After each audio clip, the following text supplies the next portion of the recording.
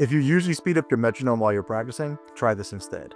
Keep your tempo exactly the same and speed up your rhythm. This one mindset shift could completely transform the way that you practice and internalize rhythm.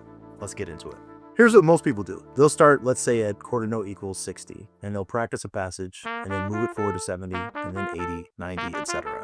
I'm going to encourage you instead to leave the metronome on one setting and change your rhythm. I'll give you an example. I'm going to practice a rhythmic sequence starting with whole notes playing a concert B-flat major 7 chord.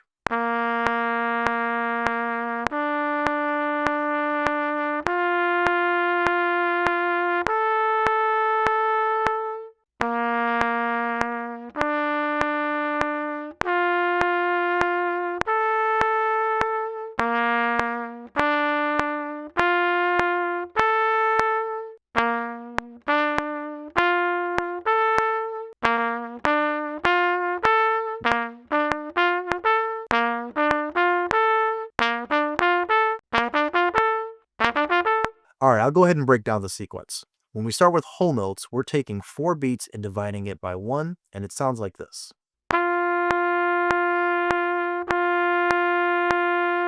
To make the rhythm a little faster, we're going to take a bar of 3/4 and divide it by 1, giving us a dotted half note. Now we'll take a bar of 2/4 divided by 1, and we get a half note. Now we're going to make it a little bit smaller by taking a bar of 3/4 divided by 2. In order to feel this, let's think about all 6 eighth notes inside the bar, and then accent every 3 eighth notes. Now we can take away the subdivision, and we're left with a dotted quarter note. From there, we'll take a bar of 1/4 divided by 1, and we get a quarter note. Now let's get a bar of 3/4 divided into 4 equal parts by playing a dotted eighth note. To visualize this, let's picture all 12 16th notes inside of a 3/4 bar. Now let's accent every 3 16th notes.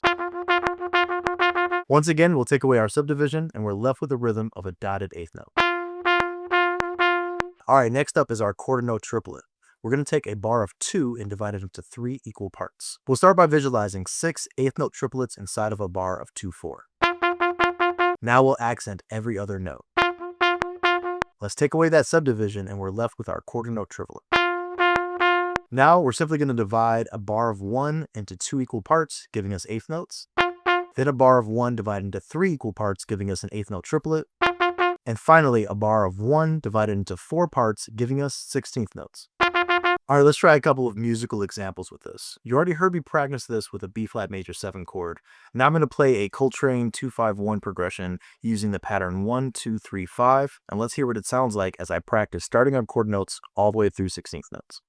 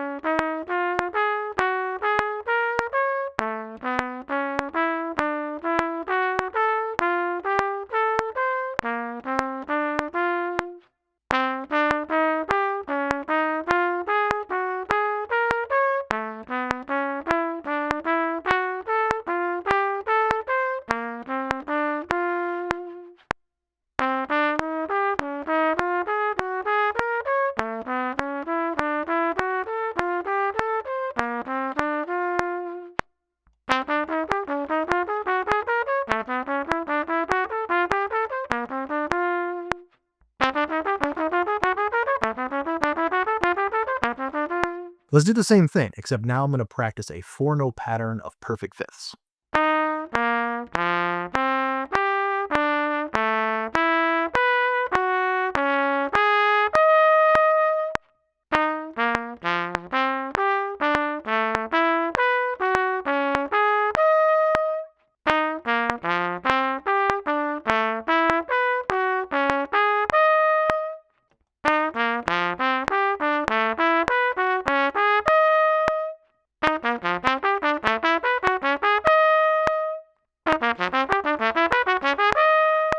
And for this last example, I'll play a 12-tone row.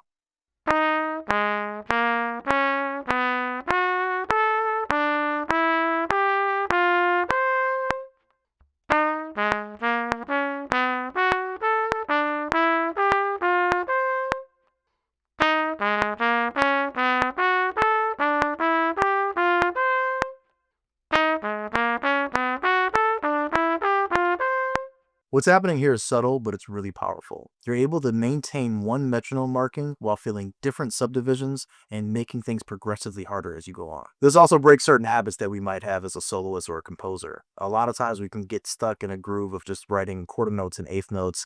This allows us to experiment with different rhythms, feeling different subdivisions, and thinking about different ways these grooves can move together while using the rhythmic sequence. You can check out my ebooks, 48 Patterns of Fourths and Fifths, compilation of 12-tone rows, beyond triads, and progressions you should know, which give you detailed explanation of theory items and will challenge you and help push your musicianship forward. So make sure you go check those out.